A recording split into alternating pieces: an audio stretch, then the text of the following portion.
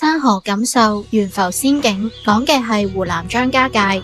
如果你都想親身走入阿凡達嘅奇幻世界，咁就一定唔可以錯過張家界國家森林公園啦。嚟到呢度當然要搭觀光電梯白龍天梯啦。一去到山頂，成片楓林即刻喺你眼前展開，仲可以見到直插雲霄嘅乾坤柱。喺呢度就係阿凡達懸浮山嘅靈感原型啦。嚟到天門山國家森林公園，我哋會搭全世界最長嘅高山纜車上山，去睇全球海拔最高嘅天然溶洞天門洞。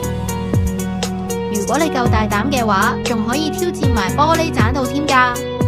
我哋仲會帶你去十里畫廊，搭小貨車穿梭奇峰異石之間，加啲幻想力就可以睇到採藥老人、夫妻抱子、三姊妹峰呢啲天然石景㗎啦。玩完之後當然要探返個 T 啦，喺金邊溪畔旁邊呢，就係最理想嘅休息位啦。坐喺窗邊望住溪水慢慢咁流過，再嘆一杯張家界嘅特產梅茶，配埋精緻甜品，真係超到爆㗎！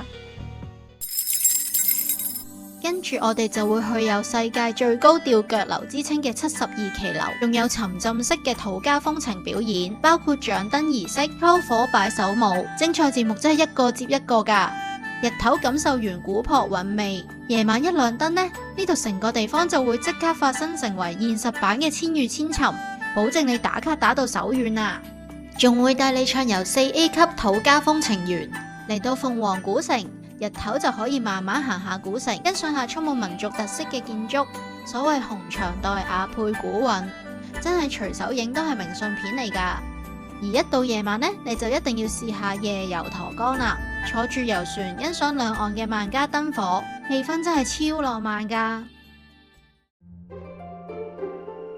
講到美食，如果你想品嘗山野嘅鮮味呢，就一定要去天滿樓嘅野生菌宴啦。仲有鳳凰古城人氣十足嘅苗黃宴，保證每一道菜都充滿驚喜。你仲會連續3晚入住國際品牌酒店。